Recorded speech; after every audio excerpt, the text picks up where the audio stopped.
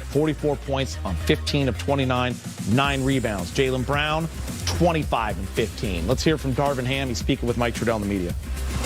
Hey, Darvin, how were you managing the minutes and trying to figure out the swings when you're down by 20, get up 13, and LeBron and AD had played most of the second half? What were you trying to figure out there as you got down to crunch time? I mean, just strategically trying to see how we can wisely use our timeouts and, give them breaks that way. It's hard because you don't want to – it's twofold. Like, these guys on the court, and I mentioned it after the Detroit game, you have guys that are in a good rhythm together, so you don't want to disrupt that.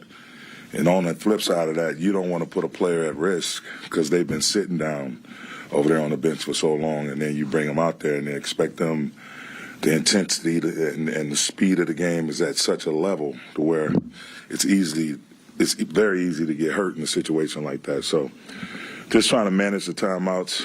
I could have done a better job in certain instances and using my timeouts quicker. But that falls on me. We've got to get better in that regard, but I'm proud of my guys. I'm disappointed we lost.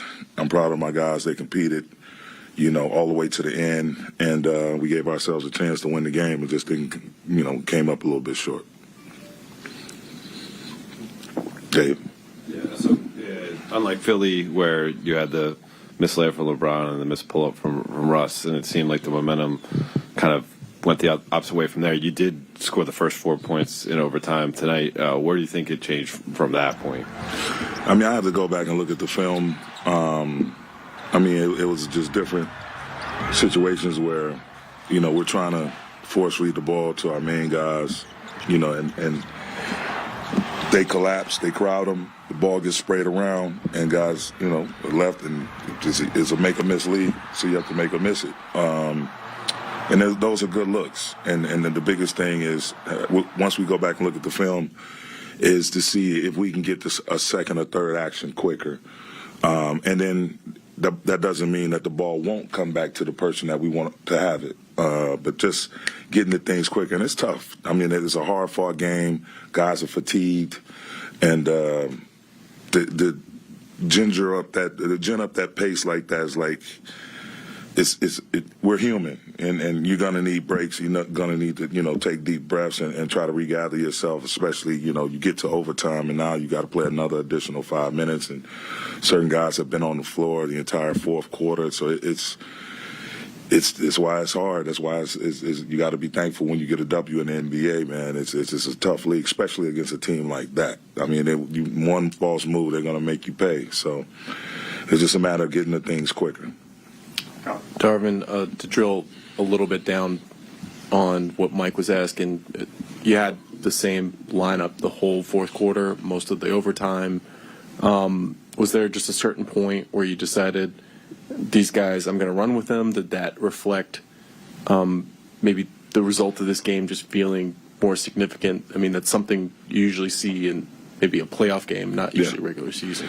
Yeah, it was, it's one of these games where you look back when we played Milwaukee, and I'm just speaking on us personally.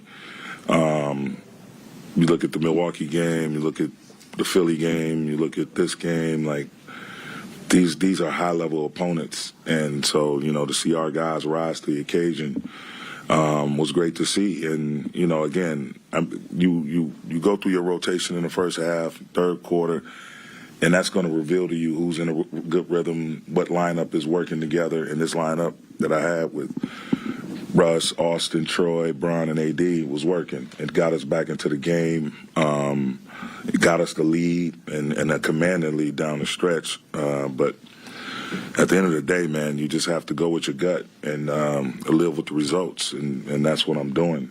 It just...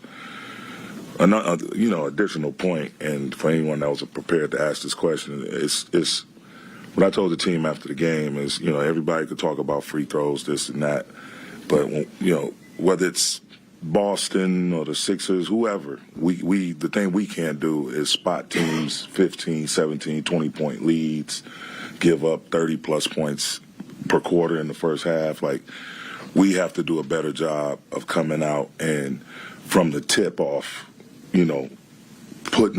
pressing our will upon our opponent and showing them what the game is going to be like.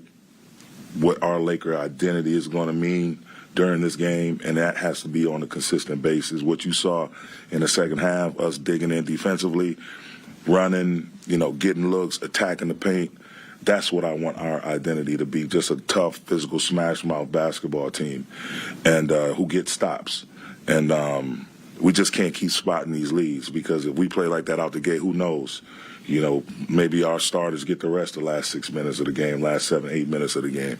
So we have to think of it in those regards. And I just, we'll get better.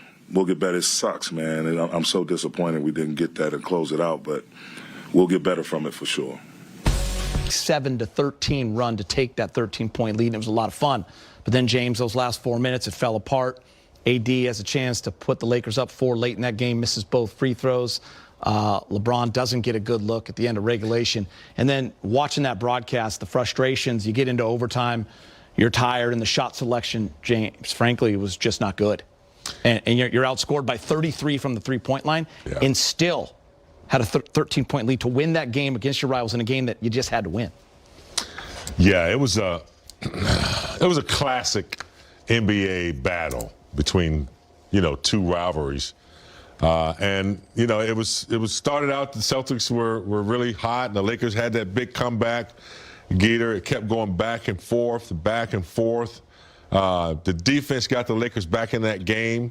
They got the lead, and then the Celtics came back, and then it was a matter of who's going to knock down the free throws. And I think it was a good game. I'm disappointed that we lost. They were extremely exhausted at the end of regulation after the big comeback and the disappointing misses at the free throw line. I think that took a lot out of them. And then when you have Tatum on your team, I haven't seen a closer like that since, he's Kobe-like.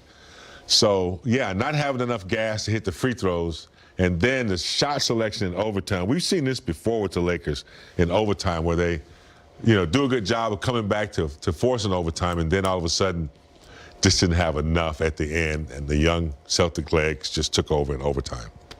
Great points, James. Lakers 0 for 5 from three-point range in OT. I thought they shot those a little too early in the shot clock.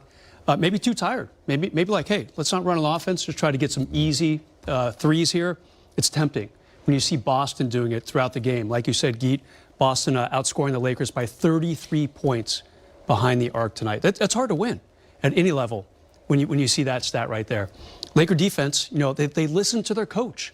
Darvin Ham mic'd up on the TNT broadcast saying, guys, we've got to play defense, showing them the whiteboard.